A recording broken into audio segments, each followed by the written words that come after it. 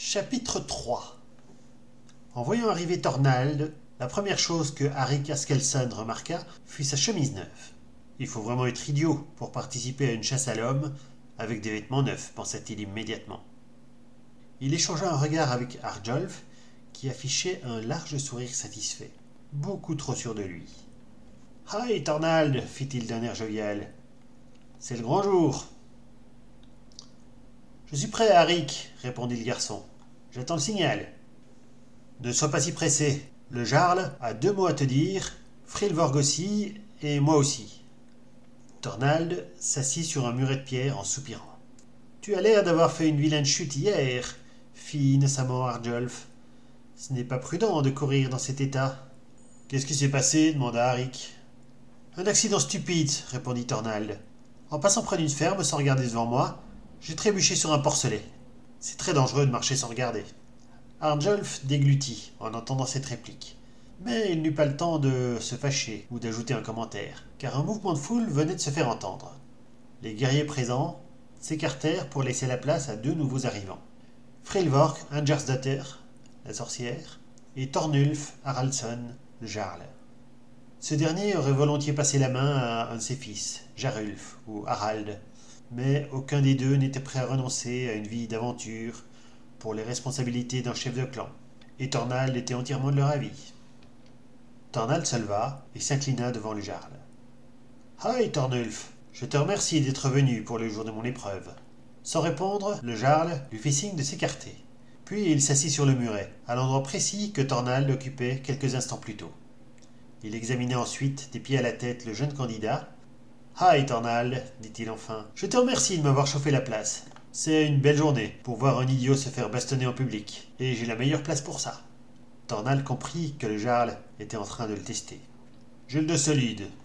J'espère que tu as aussi des jambes lestes, tu vas en avoir besoin. » Puis Thornulf se tut. Il n'avait rien d'autre à dire. Frilvorg la sorcière s'avança à son tour. « Hi, Thornald.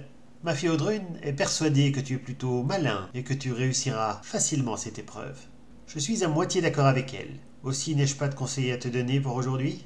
Tu n'en as pas besoin. »« À moitié ?» demanda Thornald. « Je vais réussir la moitié de l'épreuve ?»« Non, tu vas la réussir entièrement. Pas parce que tu es malin, mais parce que tes poursuivants sont encore plus bêtes que toi. Tu réussiras cette épreuve, puis tu partiras en expédition, puis tu te couvriras de gloire, tu deviendras capitaine, et ensuite... Et ensuite, répéta Thornald. Ensuite, tu feras l'imbécile, bien entendu. Oh, je ne pense pas qu'un imbécile puisse devenir capitaine, fit Thornald. C'est parce que tu ne les connais pas aussi bien que moi, répliqua Frilvorg.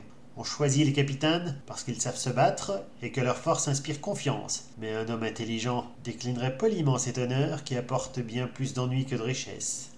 Le capitaine Harrick se racla bruyamment la gorge, histoire de montrer qu'il ne perdait pas un mot de son discours. Frilvorg ajouta à son intention « J'aimerais dire que tu es une exception, mais ce serait mettre en doute la vertu de ton épouse, puisque les chiens ne font pas des chats. »« Merci de ton avis, fit Thornald. Je pense qu'on peut y aller. »« Je n'ai pas terminé, Thornald Bordolson, coupa Frilvorg. J'ai ouï dire que tu accordais un grand crédit aux histoires d'escalade, et en particulier celle de Snorri. »« Snorri est un grand voyageur, répondit Thornald. Il sait énormément de choses. »« Oui, renchérit Frilvorg, il en sait long sur les elfes sylvains et leur manière de faire la guerre, sur les lutins qui rôdent dans nos forêts, et même sur les navires magiques qui sont cachés au pays des géants des glaces. Et tu crois à toutes ces histoires, bien sûr. Je n'ai aucune raison de mettre sa parole en doute. J'en ai même vérifié quelques-unes. Celle du navire magique ? Celle-là pas encore, mais je m'y attaquerai, dès que j'aurai mon propre navire. C'est bien ce qui me fait peur, conclut Frilvorg. Eh bien, bonne chance. Je n'ai plus de conseils à te donner. Pourquoi est-ce que Halsting n'est pas présent demanda Thornald. C'est l'assistant du chaman. N'est-ce pas son rôle de me faire des dernières recommandations? Ça m'étonne que tu poses la question, fit remarquer la sorcière. Je présume qu'il fait la grasse matinée, en compagnie d'une des nombreuses ribaudes qui salissent la maison du jarl. Thornald adressa un regard interrogateur à Harrick, qui n'avait pas encore parlé. Bon, fit Harrick, je n'ai qu'une seule chose à te dire. Si quelqu'un te casse la figure aujourd'hui, considère que c'est pour ton bien, car si tu échoues dans cette épreuve, tu te feras probablement tuer dès la première expédition. Merci Harrick, mais j'ai déjà donné. Ce gamin était décidément trop sûr de lui. Eh bien, tu peux commencer à courir, Thornald. On te laisse 1 heure d'avance.